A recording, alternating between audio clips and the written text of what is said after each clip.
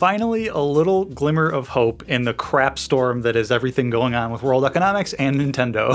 We now have it confirmed that pre-orders are going back up in the United States for the Nintendo Switch 2, and it doesn't look like prices are changing much aside from some of the accessories. So welcome back to the channel. I'm Sippy the Nomad, you're watching Nomad Games, and let's talk about, really quickly, the pre-orders going back up for the Nintendo Switch 2 in the United States. All right, so I have a tweet here from Gamestop, and it reads, pre-orders for the Nintendo Switch 2 will begin on Thursday, April 24th, 2025. At launch, the price for Nintendo Switch 2 in the United States will remain as announced on April 2nd at $449.99, and the Nintendo Switch 2 plus Mario Kart World bundle will remain as announced at $499.99. Pricing for both physical and digital versions of Mario Kart World are $80, so is that the first time we've been confirmed that physical and digital are $80? Not to get too excited about that price, but at least it's not going up to $90, and Donkey Kong Bonanza will be $69.99. Does Donkey Kong suck? Why is it worth less? Doug. Bowser, why is it worth less? That game was so... Pricing for both physical and digital versions of Mario Kart World $80 and Donkey Kong Bonanza $70 will also remain unchanged at launch. However, Nintendo Switch 2 accessories will experience price adjustments from those announced on April 2nd due to changes in the market conditions. Other adjustments to the price of any Nintendo products are also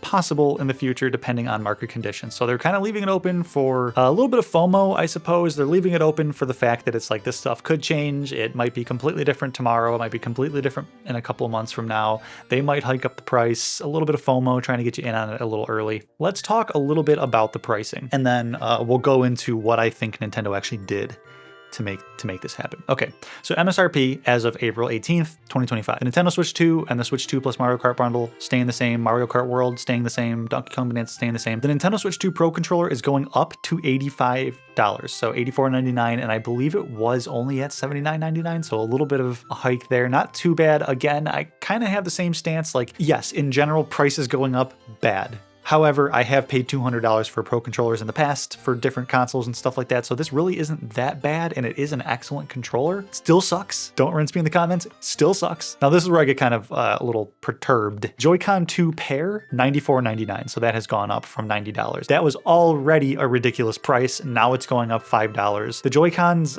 they're just not worth that to me, I guess. They don't even have Hall effect thumbsticks. And as far as I know, yes, they put the mouse functionality in there, but didn't they take out the IR functionality, which probably had more R&D behind it? I don't know. You guys could let me know in the comments. Just, I am not seeing the price for the Joy-Con 2 pair. The Joy-Con 2 charging grip is now $39.99. The Joy-Con 2 strap is $13.99. And the Joy-Con 2 wheel set, which is kind of ridiculous to charge for something like that at all, $24.99. Yeah. The Switch camera is now $55. I'm going to stop saying the 99 thing because cents are stupid. Pennies are stupid, and also that's just so much more words. The Nintendo Switch 2 dock set is $120, Nintendo carrying case and screen protector is $40. So the Nintendo Switch 2 all-in-one carrying case is $85. I don't know, I think there's other options for that. And the Nintendo Switch 2 AC adapter is $35. So pretty much everything besides the console itself has gone up, and the bundle and the game in the Mario Kart World and Donkey Kong Bonanza. So what do I feel about this? I think that this could be considered a win overall, that prices didn't go up to what we were expecting them to go up to. However, I am not free of the mindset of like, this is still scummy. This is still crappy. The prices are already too expensive for most of these things. Again, I think the actual console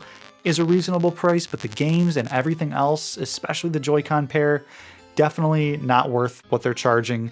And this is still just an example of, we give you these bad prices. Oh, but there's this crazy thing going on in the world and it could be way worse. And now we're the good guys because we're keeping it the same. And first of all, that's scummy. This is a win in a sense that it didn't go up for people that were planning on purchasing this stuff. However, it is still not a win in the sense of it still costs this much, and some things did go up in price. So it's complicated, and I don't know exactly how to feel about this other than at least we can pre-order in our country of the United States, and at least it's going to be what they said it was already, temporarily, for the time being. Big asterisk there. What I think Nintendo's doing to do this is they have factories in China and they have factories in Vietnam. Maybe they're moving some of the production over more so to the Vietnam thing so they can avoid the tariffs. There's also the chance that they're just being wise about their company perception, that they want their consumers to think they're doing something good. In a sense, they kind of are, because here's the thing. I mentioned this in a previous video. Xbox and Sony, they sell their consoles at a loss.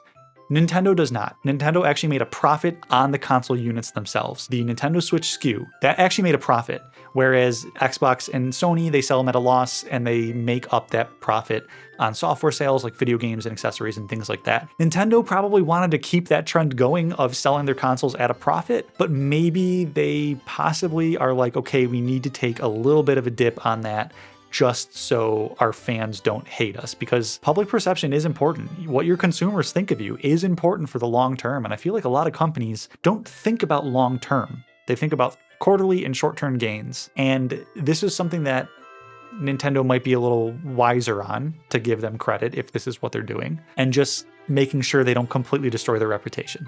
Otherwise, they probably just moved a lot of their production over to Vietnam. Where there's less of a tax. But that's what I think happened. I don't know. You guys can let me know what you think in the comment section down below. Are you going to be pre-ordering the Nintendo Switch 2? If you are you getting the Mario Kart bundle and saving $30 freaking on the game? I guess. Donkey Kong Bonanza, are you getting that? I'll have a video on that soon because I'm actually pretty hyped about that game. But I would love to hear your thoughts in the comment section down below, and I will talk to you guys in the next one. John it.